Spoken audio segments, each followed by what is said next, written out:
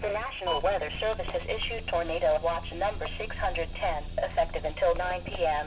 This watch includes the following: nearshore waters from Wind Point to Winthrop Harbor, Illinois, and the following counties in Wisconsin: Greene, Kenosha, Rock, and Walworth.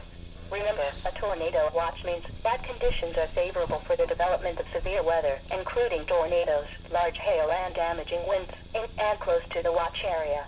While severe weather may not be imminent, persons should remain alert for rapidly changing weather conditions and listen for later statements and possible warnings.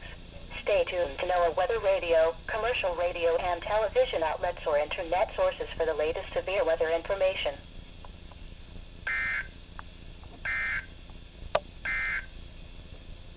The following is a summary of